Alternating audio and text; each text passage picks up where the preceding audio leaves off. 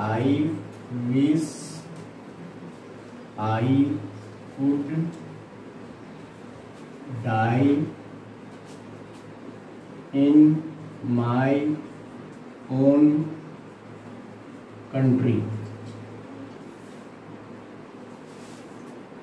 ठीक है, ध्यान दो। तो इसमें करना क्या है, इसमें ये जो वर्ड है आई विश, ये क्या बताता है, ये इच्छा प्रकट करता है। ये एसेरेटिव में है, इसको बनाना एक्सक्लेमेटरी में है। तो जब एक्सक्लेमेटरी की बात करोगे तो ये जो है आई विश, विश व्यक्त करने के लिए एक्सक्लेमेटरी में एक शब्द बनते हैं। कौन कौन से शब्द हैं वो याद रखना होगा। ओ दैट लगा सकते हो, ओ दैट या वुड दैट, ये 3 तरह से बन जाएगा। वुड दैट से भी बना सकते हो, या यहां पर हो सकता है इफ ओनली। समझ आ रही नहीं आ रही? बाकी शेष जो बचता है उसको इसमें जोड़ देना है। और एक चीज और करना है कि जब इसको ये पूरी बात लिख लेंगे यहां पर, तो यहां एक्सक्लेमेशन मार्क लगा देना। अंतिम में एक्सक्लेमेशन मार्क जरूर लगेगा। यानी अब पढ़ेंगे इसको तो क्या होगा, oh that I would die in my own country. और यहां जो है एक्सक्लेमेशन मार्क लग जाएगा। ये हो गया अब क्या, ये था एसेरेटिव में, अब ये क्या हो गया एक्सक्लेमेटरी में। ये बात आपको पता होनी चाहिए। मैंने प्लस लगाया, अब प्लस नहीं लगाएंगे, लेकिन अब इसकी जगह पर आई विश की जगह ये शब्द आप लगा करके इसको बना सकते हैं। ठीक है, ऐसे ही जैसे मान लो इसमें एक्सक्लेमेटरी का एक और वाक्य बन जाए। जैसे दूसरा वाला है it was a horrible scene. इसको देखो, it was a horrible scene. अब इसको देखिए, ये एसेरेटिव में है, इसको एक्सक्लेमेटरी बनाना है। तो ये जो हॉरिबल सीन दिख रहा है, इसमें एक चीज जोड़ दें, व्हाट ए का प्रयोग कर दें। व्हाट ए या हाउ, आश्चर्य व्यक्त करने वाले 2 इंटरजेक्शन हैं, व्हाट ए और हाउ, यानी कितना, कितनी, कितने।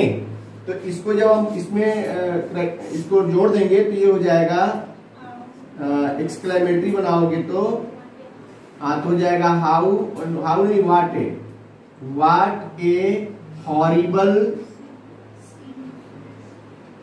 सीन। अब इसमें भी वही बात होगी, यहां एक्सक्लेमेशन मार्क। चाहो तो इट वाज को लास्ट में लिख सकते हो, ना चाहो तो इसको छोड़ दो, क्योंकि जैसे अभी ऊपर वाले सेंटेंस बने हैं ना कि उसमें इट और वाज या इट इज लगा हो तो उसको हटा दिया जाता है। तो चाहो तो यहां लिख सकते हो what A horrible seen it was, फिर एक्सक्लेमेशन मार्क, या तो केवल इतना ही लिख देंगे व्हाट ए हॉरिबल सीन, तो भी सही हो जाएगा। अब इसी तरह से जैसे यहाँ आई विश था तो oh that, would that, if only में इसको एक लगा सकते हो। वैसे ही मान लो यहाँ पर आता है इट इज मैटर ऑफ सारो that, it is matter of Joy that. तो सबके लिए कोई ना कोई इंटरजेक्शन वर्ड प्रयोग किया जाता है। जैसे जॉय के लिए आहा, हा हा, हुर्रे। अभी बताया मैंने वो दुख व्यक्त करने के लिए, सारो व्यक्त करने के लिए एलास, ओ, आह का प्रयोग किया। तो उनमें से किसी को भी यहाँ पर लिख करके आप अपना एक्सक्लेमेटरी सेंटेंस बना सकते हैं। हाँ, इट इज मैटर ऑफ सारो या it is sad that. Sad that माने दुख का ही मैटर है ना। ये लिखा है it is sad that he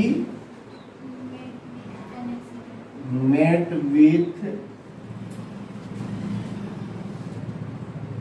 an accident। तो यहां है, तो ये जो इट इज सैड दैट है, यही अपने आप में पूरा एक्सक्लेमेटरी सेंटेंस बनाएगा। तो सैड का मतलब होता है दुख, तो दुख व्यक्त करने वाला जो इंटरजेक्शन है इसी के स्थान पर रख दोगे, बात बन जाएगी। यानी इसकी जगह पर हम लिख दें यदि एलास एक्सक्लेमेशन मार्क। यहां ध्यान देना है कि जो इंटरजेक्शन का वर्ड होगा वो इंटरजेक्शन के तुरंत बाद ये एक्सक्लेमेशन मार्क लगेगा। फिर हम ये पूरी लाइन लिख देंगे और अंत में फुल स्टॉप लगाएंगे। यानी जब इंटरजेक्शन लिखते हैं तो उसके तुरंत बाद ये एक्सक्लेमेशन मार्क लगता है, जबकि इन वाक्यों में देखो जब हम इसको लगाते हैं तो वाक्य के अंत में एक्सक्लेमेशन मार्क लगता है। इसमें व्हाट और हाउ का प्रयोग होता है तो वाक्य के अंत में एक्सक्लेमेशन मार्क लगता है। ये कुछ पॉइंट है, याद रहेंगी तो वाक्य सही बनेगा। समझ में आई?